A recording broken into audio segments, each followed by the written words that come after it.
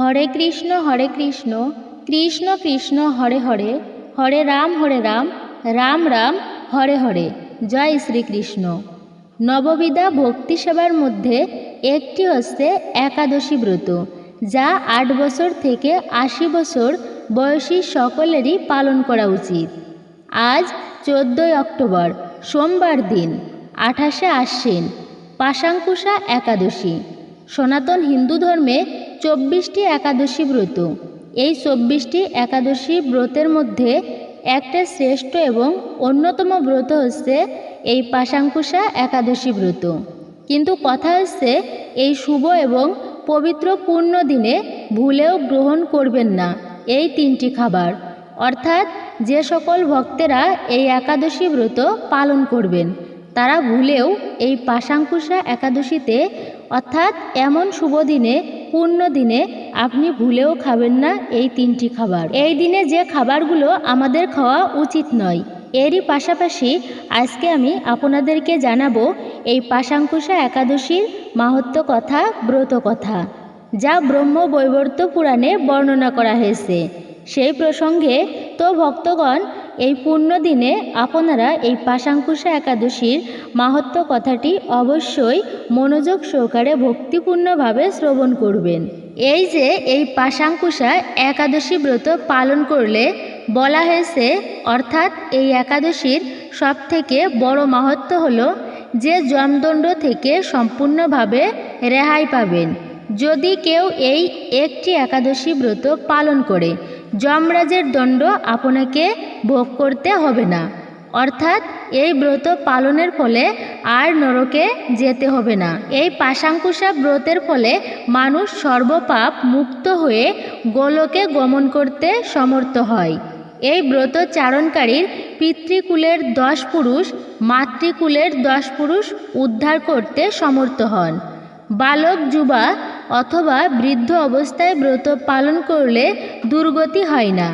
অতি দুরাচার ব্যক্তিও যদি অশ্রদ্ধাভাবেও এই ব্রত পালন করে, তবে সেও সদ্গতি লাভ করে। খুবই গুরুত্বপূর্ণ এই পাশাঙ্কুশা একাদশী। তো কেন গুরুত্বপূর্ণ এই পাশাঙ্কুশা একাদশী? চলুন আমরা সেই সকল প্রসঙ্গে জানার চেষ্টা করব। প্রত্যেকে আজকের এই গুরুত্বপূর্ণ তথ্যগুলো জানা অবশ্যই প্রয়োজন। নমস্কার ভক্তবৃন্দ, আমি দীপা দত্ত। আপনাদের সকলকে স্বাগত জানাচ্ছি রায়কিশোরী দীপা এই চ্যানেলে।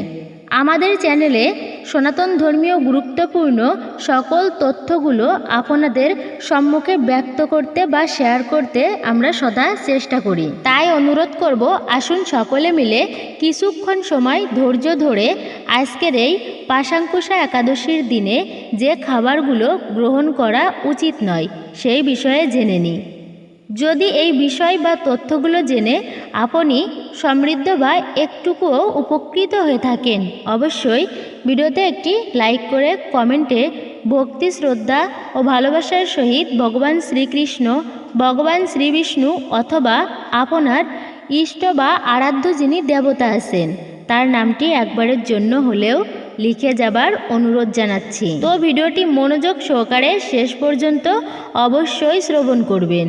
শ্রবণম মঙ্গলম, মনে রাখবেন শ্রবণেও মঙ্গল সাধিত হয়। চলুন আমরা জেনে নিই পাশাঙ্কুশা একাদশী কেন এত গুরুত্বপূর্ণ। প্রাচীন গ্রন্থ অনুসারে এই দিনটিতে, অর্থাৎ এই একাদশীর দিনটিতে, যাদের জন্য অপরিমেয় মেধা প্রদান করে, যারা আন্তরিকভাবে ভগবান বিষ্ণুর উপাসনা আরাধনা করেন এবং দয়ার কাজ অর্থাৎ দান করেন, দানতব্য কাজে নিজেকে যারা নিয়োজিত রাখেন, বিশেষ করে যাদের প্রয়োজনে, তাদের প্রতি এই দিনে জোর দেওয়া হয় ঐশ্বরিক আশীর্বাদ অর্জন করার জন্য এবং ব্যক্তিগত পাপ দূর করার উপায় হিসেবে। তো জানলেন কেন এই পাশাঙ্কুশা একাদশী এতটা গুরুত্বপূর্ণ। অনেকেই পঞ্জিকা অনুসারে এই একাদশীর সময়সীমা জানতে চান।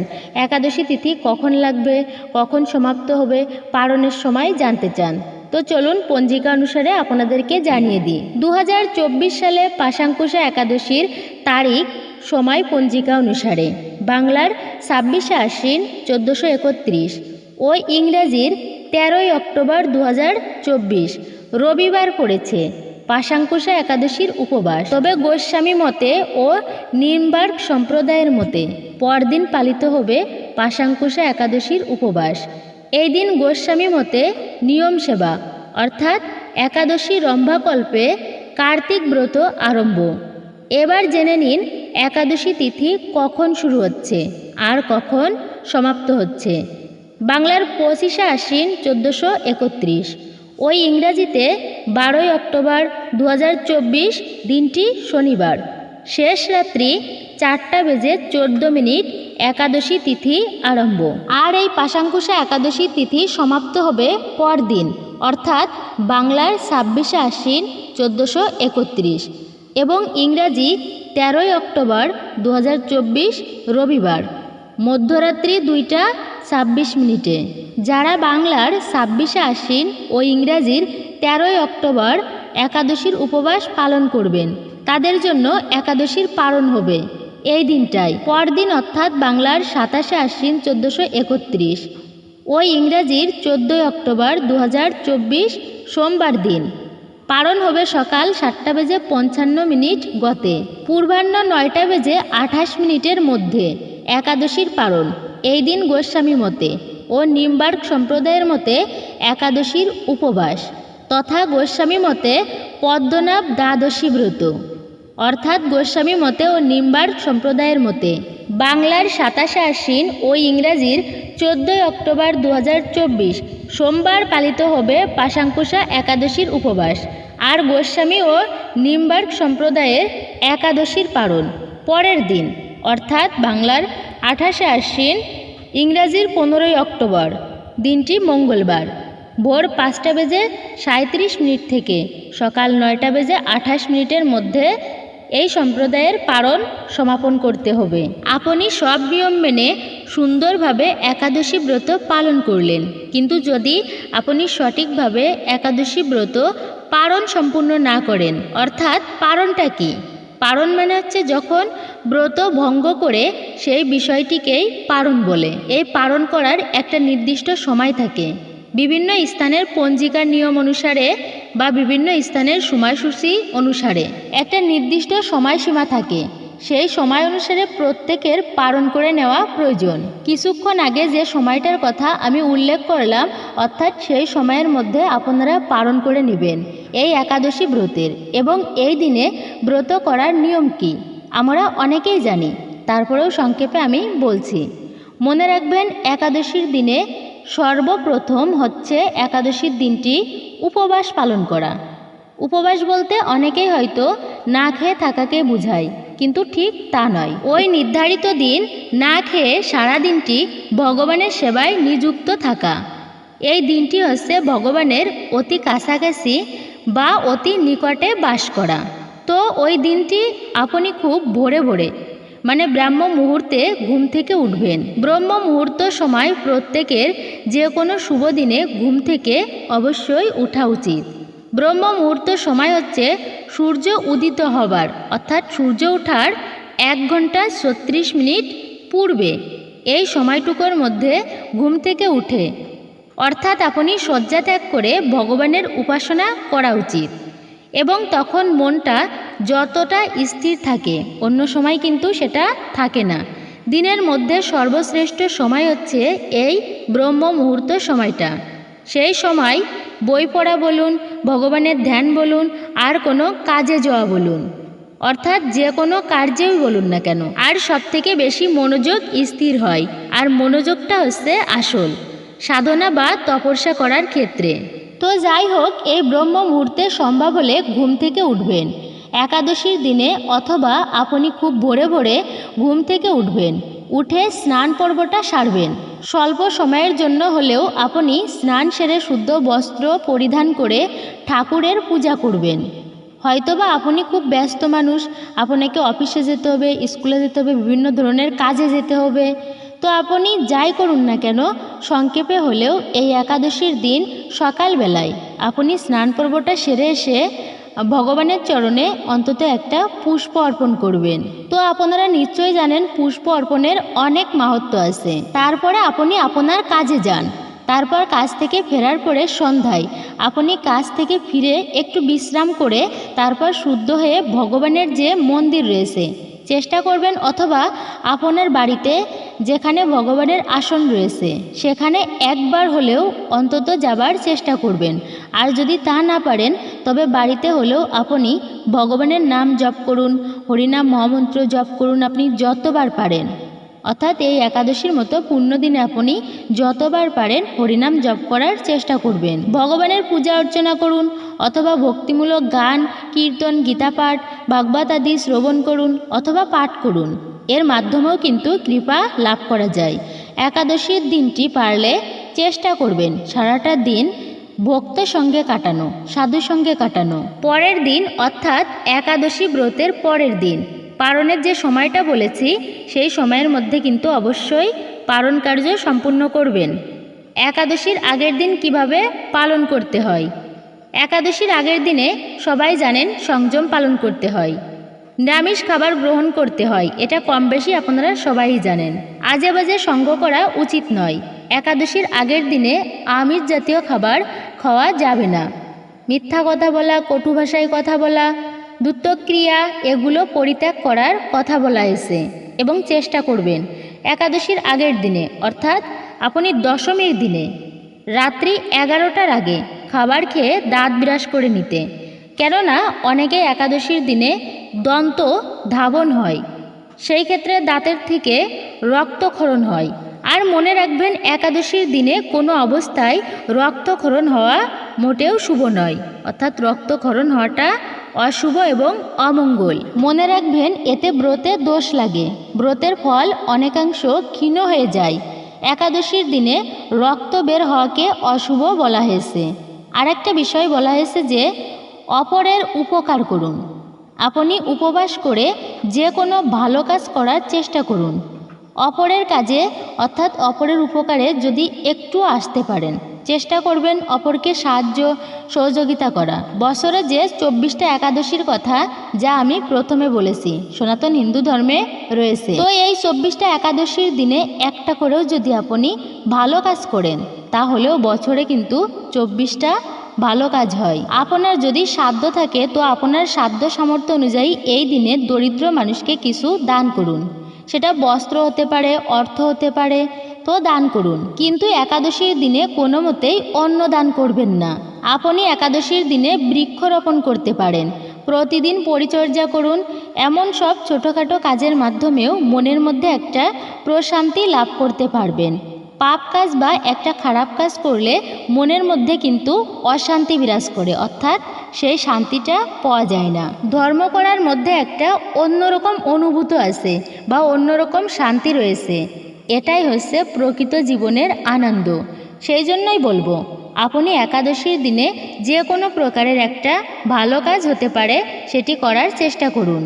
বৈষ্ণবদের সেবা দিতে পারেন, গীতা ভাগবত পাঠ দিতে পারেন বাড়িতে, এটাও কিন্তু খুব শুভতম কাজ। যদি আপনার সম্ভব হয় তো আপনি গীতা ভাগবত পাঠ দেবেন অথবা কীর্তন দিতে পারেন বাড়িতে, বৈষ্ণবদের সেবা দিতে পারেন, এতে ভগবান অনেক প্রসন্ন হন। আপনি আরও ভালোভাবে এই একাদশীর পূর্ণ ফল লাভ করতে পারবেন। এই দিনে আরেকটা কাজ করবেন, তা হচ্ছে এই একাদশীর দিনটি হচ্ছে শ্রীহরির দিন। ভগবানের মন্ত্র জপ করবেন। কলিযুগের যুগধর্ম তো আমরা সবাই জানি হরে কৃষ্ণ মহামন্ত্র। হরে কৃষ্ণ কৃষ্ণ কৃষ্ণ হরে হরে, হরে রাম রাম রাম হরে হরে। আপনারা অনেকেই জানেন এটা। এই মহানামের যে কতটা প্রতাপ, কতটা মহিমা, কতটা শক্তি সে আমরা খুব কম লোকেই জানি। এই মন্ত্রের যে এতটা শক্তি ভগবানকে পর্যন্ত বশীভূত করতে পারে। বেশি বেশি করে হরিনাম জপ করেন, আর যারা জপ করেন না এই মন্ত্রটি 108 বার এই একাদশীর দিনে একটা জায়গায় স্থির হয়ে বসে জপ করুন। দেখবেন মনের মধ্যে একটা দিব্য প্রশান্তি আসে। এই যে মনকে শান্ত করার জন্য এই কৃষ্ণ মন্ত্র জপের উপরে কোনো শ্রেষ্ঠ উপায় নেই। যদি আপনি কোনো ক্ষেত্রে হতাশ হয়ে পড়েন, নীরবে নির্বিত্তে বসে এক মনে এই হরিনাম মহামন্ত্র জপ করুন। আশা করছি একটুকু হলেও এর যে দিব্য ফল আপনি নিজেই সেটা উপলব্ধি করতে পারবেন। একাদশীর মূল কাজ হলো নিরন্তর ভগবানের স্মরণ করা। তাই আপনারা যে নিয়মে যে সময়েই পালন করুন না কেন ভগবানকে ভক্তি ভরে স্মরণ করাই যেন আপনার মূল কাজ হয়। আমরা একাদশী পালনে সাত্ত্বিক নিয়মটি উল্লেখ করছি, এটি পালন করা সবারই উচিত। তো সমর্থ পক্ষে দশমীতে এক আহার, একাদশীতে নিরাহার ও দ্বাদশীতে এক আহার করবেন। তা হতে অসমর্থ পক্ষে শুধুমাত্র একাদশীতে অনাহার। যদি উহাতেও অসমর্থ হন, একাদশীতে পঞ্চ রবিশস্য বর্জন করত। ফলমূলাদি অনুকল্প গ্রহণের বিধান রয়েছে। যে সমস্ত একাদশী নির্জলা অর্থাৎ জল ব্যতীত পালনের নির্দেশ প্রদান করেছে, সেগুলি সমেত করলে সর্বোত্তম হয়। অর্থাৎ নির্জলা একাদশী ব্রত সবচেয়ে সর্বোত্তম উপায় বা সর্বোত্তম ব্রত। নিরন্তর কৃষ্ণ ভাবনায় থেকে অনাহার থাকতে অপরাগ হলে নির্জলা সহ অন্যান্য একাদশীতে আপনি কিছু সবজি রন্ধন করে খেতে পারেন বা ফলমূলাদি গ্রহণ করতে পারেন। শাস্ত্রে ফলমূলাদি গ্রহণ করার বিধান রয়েছে, যেমন গোল আলু, মিষ্টি আলু, চাল কুমড়ো, পেঁপে, টমেটো, ফুলকপি ইত্যাদি সবজি ঘি বা বাদাম তেল দিয়ে রান্না করে সেটা আপনি ভগবানকে উৎসর্গ করে আহার করতে পারেন। হলুদ, মরিচ ও লবণ ব্যবহার্য। আবার অন্যান্য আহার্য যেমন দুধ, কলা, আপেল, আঙুর, আনারস, আখ, আমড়া, শস্য, তরমুজ, বেল, নারিকেল, মিষ্টি আলু, বাদাম ও লেবুর শরবত ইত্যাদি ফলমূলাদি খেতে পারেন। তবে মনে রাখবেন, একাদশীতে কিন্তু পঞ্চ রবিশস্য বর্জন অর্থাৎ পঞ্চ রবিশস্য গ্রহণ করা যাবে না। পঞ্চ রবিশস্য কি? অনেকেই জানেন যে পঞ্চ রবিশস্য কি, তারপরেও সংক্ষেপে বলি। ধান জাতীয় সকল প্রকার খাদ্য, যেমন ধান থেকে যা তৈরি হয় অর্থাৎ চাউল, চিড়া, মুড়ি, সুজি, পায়েস, খিচুড়ি, চালের পিঠা, খই ইত্যাদি। গম জাতীয় সকল প্রকার খাদ্য, আটা, ময়দা, সুজি, বেকারি রুটি বা সকল প্রকার বিস্কুট, হরলিক্স জাতীয় খাদ্য ইত্যাদি। জব বা ভুট্টা জাতীয় সকল প্রকার খাদ্য অর্থাৎ জব থেকে বা ভুট্টা থেকে তৈরি হয় এমন খাদ্য, ছাতু, খই, রুটি ইত্যাদি। ডাল জাতীয় সকল প্রকার খাদ্য, মুগ ডাল, মাসকলাই, খেসারি, মুসুরি, ছোলা, অরহর, ফেলন, মটরশুঁটি, বরবটি ও সিম, সরিষার তেল, সয়াবিন তেল, তিল তেল ইত্যাদি। অর্থাৎ এই পঞ্চ যে রবিশস্যের কথা বললাম, এই পঞ্চ রবিশস্য বা এই পাঁচটি যে খাবারের কথা বললাম, এর মধ্য থেকে যদি আপনি একটুও গ্রহণ করে থাকেন তো আপনার একাদশী সম্পূর্ণরূপেই সেটা নষ্ট হয়ে যায় অর্থাৎ ব্রত ভঙ্গ হয়ে যায়। আর যারা সাত্ত্বিক আহারী নন অর্থাৎ যারা চা, বিড়ি, সিগারেট, পান, কফি ইত্যাদি নেশাজাতীয় খাদ্য গ্রহণ করেন, একাদশী ব্রত পালনের সময়কাল পর্যন্ত এগুলি গ্রহণ না করাই ভালো অর্থাৎ এগুলি গ্রহণ করবেন না। একাদশী পালন করলে যে কেবল নিজের জীবনের সদ্গতি হবে তা কিন্তু নয়। একাদশী ব্যক্তির প্রয়াত পিতা মাতা যদি নিজ কর্মদোষে নরকবাসী হন, তবে সেই পুত্রই অর্থাৎ একাদশী ব্রত পালনকারী পুত্র পিতা মাতাকে নরক থেকে উদ্ধার করতে পারে। একাদশীতে অন্ন ভোজন করলে যেমন নরকবাসী হতে হয়, অর্থাৎ অন্নকে ভোজন করালেও কিন্তু সেই নরকবাসী হতে হয়।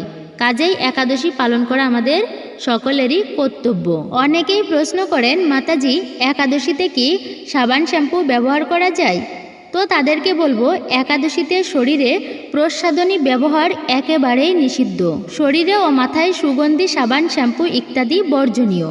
অনেকেই বলেন, একাদশীতে কি লবণ খাওয়া যায়? একাদশীর উপবাসে সাদা লবণ খাওয়াও নিষিদ্ধ।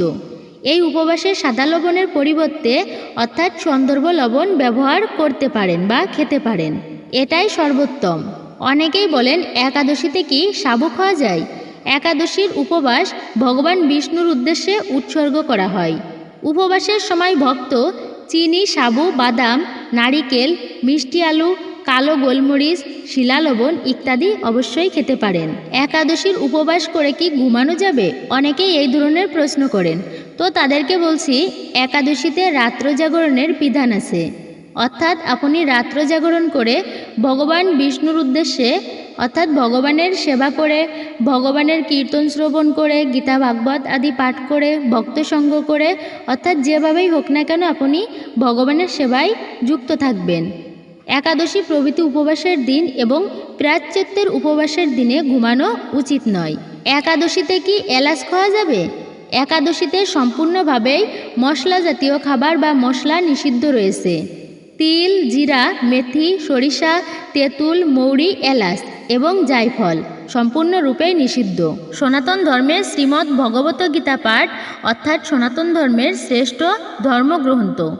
এতে 700 শ্লোক রয়েছে। অনেকেই অধ্যয়ন করতে পারি না বা অধ্যয়ন করি না। গ্রন্থ অধ্যয়ন করা অবশ্যই উচিত, গ্রন্থ পাঠ করা উচিত, শ্রবণ করা উচিত। আমরা গীতাকে মন্দিরে বা ঠাকুরের আসনে রেখে দিই, পূজা করি, অথচ পাঠ করি না। গ্রন্থের পুজো কাকে বলে? গ্রন্থের পুজো তো তখনই হয় যখনই আপনি ভক্তি ভরে প্রণাম করে মন দিয়ে অধ্যয়ন করবেন। সেই জন্যই বলবো, যদি আপনি অন্য কোনো দিনে গ্রন্থ পাঠ নাও করেন, অর্থাৎ পাঠ করতে পারছেন না, গীতা পাঠ বা গ্রন্থ পাঠ করতে পারছেন না, তো অন্তত পক্ষে এই শুভতম দিনে একটু চেষ্টা করবেন যে শাস্ত্রাদি পাঠ করতে বা শ্রবণ করতে, একাকী বা সবাইকে নিয়ে। সন্ধ্যাকালে যেমন এই যে পাশাঙ্কুশা একাদশীর যে মহিমা, যারা পরিবারে আসেন সকলে মিলে এই একাদশীর ব্রত মাহাত্ম্য বা শ্রবণ করবেন, পাঠ বা শ্রবণ করবেন। সন্ধ্যাকালে ঠাকুর পুজো করুন, এর মাধ্যমেও বিশেষ কৃপা লাভ হয়। এই যে ব্রতের ফল অনেকাংশেই লাভ করা যায়, তবে এই দিনে সম্ভব হলে অবশ্যই দান করবেন। এবার আসুন এই পাশাঙ্কুশা একাদশীর ব্রত কথা বা মাহাত্ম্য কথা জেনে নিই। এই ব্রত কথা বা মাহাত্ম্য কথা শ্রবণেও যথেষ্ট পুণ্যফল লাভ হয়।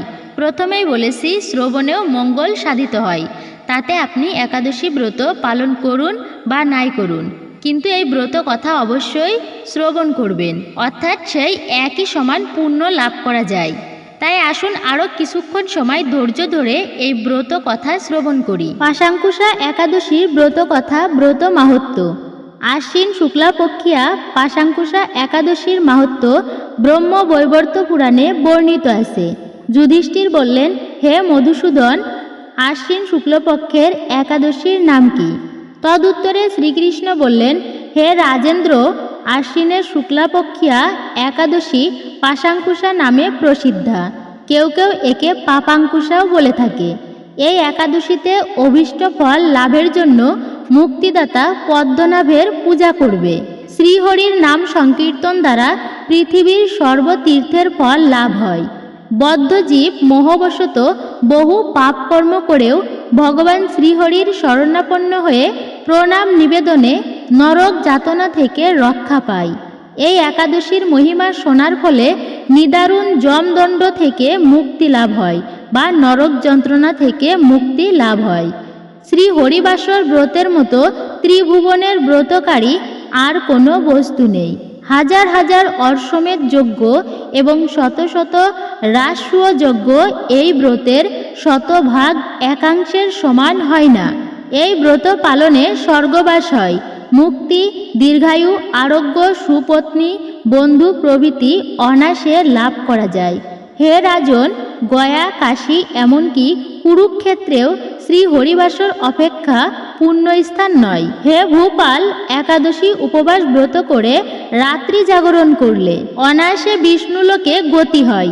এই পাশাঙ্কুশা ব্রতের ফলে মানুষ সর্বপাপ মুক্ত হয়ে গোলকে গমন করতে সমর্থ হয়। এই পবিত্র দিনে যিনি স্বর্ণ, তিল, গাভী, অন্ন, বস্ত্র, জল, ছত্র, পাদুকা দান করেন, তাকে আর জমালয়ে যেতে হয় না। যারা এ সকল পূর্ণ কার্য করে না, তাদের জীবন কামারশালার হাপড়ের মতো বিফল। নিষ্ঠার সাথে এই ব্রত পালনের উচ্চকুলে নিরোগ ও দীর্ঘায়ু শরীর লাভ হয়। অত্যন্ত পাপাচারীও যদি এই পুণ্যব্রতের অনুষ্ঠান করে, তবে সেও রৌরব নামক মহাযন্ত্রণা থেকে মুক্ত হয়ে বৈকুণ্ঠে সুখ লাভ করে। কৃষ্ণ ভক্তি লাভই শ্রী একাদশী ব্রতের মুখ্য ফল। তবে আনুষঙ্গিক রূপে স্বর্গ, ঐশ্বর্যাদি অনিত্য ফল লাভ হয়ে থাকে। আশা করি বুঝতেই পেরেছেন এই পাশাঙ্কুশা একাদশী ব্রত পালন করলে আমরা কি ফল লাভ করতে পারি। নিজেও এই একাদশী ব্রত পালন করবেন এবং সকলকে উৎসাহিত করবেন, সবাই যেন আমরা এই একাদশী ব্রত পালন করি। এবার আসুন আমরা জেনে নিই এই শুভতম দিনে অর্থাৎ পাশাঙ্কুশা একাদশী ব্রতের দিনে যে কার্যগুলো ভুলেও করা উচিত নয় বা যে খাবারগুলো ভুলেও খাওয়া উচিত নয়। প্রথমত হচ্ছে, এমনটা এখনো শুনতে হয় যে আগেকার দিনে দাদু ঠাকুমারা মানে আগের সব একাদশী ব্রত করেছে আটা রুটি খেয়ে, তাহলে আমরা খেতে পারবো? কিন্তু মনে রাখবেন, একাদশীর দিনে পঞ্চ রবিশস্য খাওয়া মোটেও উচিত নয়। এটা শাস্ত্র বিরুদ্ধ, অর্থাৎ শাস্ত্রেই নিষেধ করেছে। তার মধ্যে একটা হচ্ছে গম থেকে তৈরি যত প্রকার খাবার, ভুট্টা থেকে তৈরি যত প্রকার খাবার, এগুলো ভুলেও খেতে নেই। যেমন গম থেকে আটা, রুটি, কেক, বিস্কুট, পাউরুটি এগুলো কখনো খেতে নেই। এতে ব্রত ভঙ্গ হয়ে যায়, সম্পূর্ণরূপেই পাপের ভাগী হতে হয়। আগেকার মানুষ অনেক কিছুই করেছে, এখন অনেকেই শাস্ত্র জানে, আমরা শাস্ত্র পড়ি, তাই বলা হয়েছে একাদশীর দিনে আটা রুটি খেতে নেই। এবং দ্বিতীয়ত হচ্ছে অনেকেই তামসিক শাস্ত্রের বিধান দেখায় যে একাদশীতে খিচুড়ি খাওয়া যায়। আরে সেটা হচ্ছে যদিও অনেক অসুস্থ হয়, সেটা হচ্ছে ভিন্ন বিষয়। আপনি সুস্থ ব্যক্তি, 8 বছর থেকে 80 বছর পর্যন্ত সকলের একাদশী ব্রত পালন করা উচিত। তাই এই একাদশী ব্রত পালন করে অনেকেই কি করে, খিচুড়ি রান্না করে, অনেকে সেমা চাউল দিয়ে খিচুড়ি রান্না করে। কিন্তু একাদশীর দিনে সেমা চাউল নিষিদ্ধ বলা হয়েছে, সেই জন্য একাদশীর দিনে খিচুড়ি খাওয়া উচিত নয়। এতেও সকল পাপের ভাগী হতে হয়, বা সেই পাপের ভাগী হতে হয় আপনাকেও। সবশেষে হচ্ছে আপনি ব্রত করেন কিংবা না করেন, ভুলেও কখনো মাছ, মাংস, রাজসিক খাবার, এই যে পেঁয়াজ, রসুন, উত্তেজকমূলক খাবার, যেগুলো শুভ দিনে অর্থাৎ এমন দিনে যে পরিবারে আমিষ দ্রব্য রান্না বা সেবন করা হয় সেই পরিবারে অর্থেরও হানি হয়, মা লক্ষ্মী অসন্তুষ্ট হন, ভগবান রুষ্ট হয়ে থাকেন। সেই জন্যই শুভতম দিনগুলোতে অন্তত পক্ষে আমাদের পালন করা উচিত। বাড়িতে আমিষ রান্না করা উচিত নয়। এছাড়া নেশাজাতীয় সকল প্রকার দ্রব্য, ধূম্রপান, মদ্যপান, বিড়ি, সিগারেট, গাঁজা, মদ, চা, কফি ইত্যাদি নেশাজাতীয় সকল প্রকার দ্রব্য বর্জনীয় এই একাদশীর দিনে এবং প্রতিটি শুভতম দিনে। এই দিনে অবশ্যই ব্রহ্মচর্য ধর্ম পালন করা উচিত। স্ত্রী সঙ্গ নিষিদ্ধ। রাত্রি জাগরণ করে ভক্ত সঙ্গ, সাধু সঙ্গ, কীর্তন, গীতা, ভাগবত পাঠ, শ্রবণ অর্থাৎ ধর্মীয়মূলক সেবায় নিজেকে নিয়োজিত রাখার কথা বলা হয়েছে শাস্ত্রে। ধান, গম বা ভুট্টা, জব, ডাল, সরিষা এগুলো থেকে তৈরি সকল প্রকার দ্রব্য থেকে দূরে থাকবেন। সিম ভক্ষণ করবেন না একাদশীতে। যাই হোক, এ সকল খাবার থেকে আপনারা এই পাশাঙ্কুশা একাদশীর দিন অর্থাৎ একাদশী ব্রত পালন করে দূরে থাকবেন। একাদশী করলে যে কেবলমাত্র নিজের জীবনের সদ্গতি হয় তা নয়। একাদশী ব্যক্তির প্রয়াত পিতা মাতা নিজ কর্মদেশে নরকবাসী হন, তবে সেই পুত্রই পিতামাতাকে নরকের থেকে উদ্ধার করতে পারবে। একাদশীতে অন্ন ভোজন করলে ব্যক্তি যেমন নরকবাসী হয়, তেমনি অন্যকে ভোজন করালেও নরকবাসী হতে হয়। কাজেই একাদশী ব্রত পালন করা আমাদের সকলেরই কর্তব্য। একটি খাদ্যশস্যের মধ্যে 4 ধরনের পাপ থাকে: মাতৃহত্যার পাপ, পিতৃহত্যার পাপ, ব্রহ্মহত্যার পাপ, গুরু হত্যার পাপ। আমরা মাত্র একটি দানা নয়, প্রতি গ্রাসে গ্রাসে হাজার হাজার দানা ভক্ষণ করি। সুতরাং ভেবে দেখতে হবে, যে পাপ কাজ আদেও করিনি সেই পাপ কাজের ভাগী হতে হবে।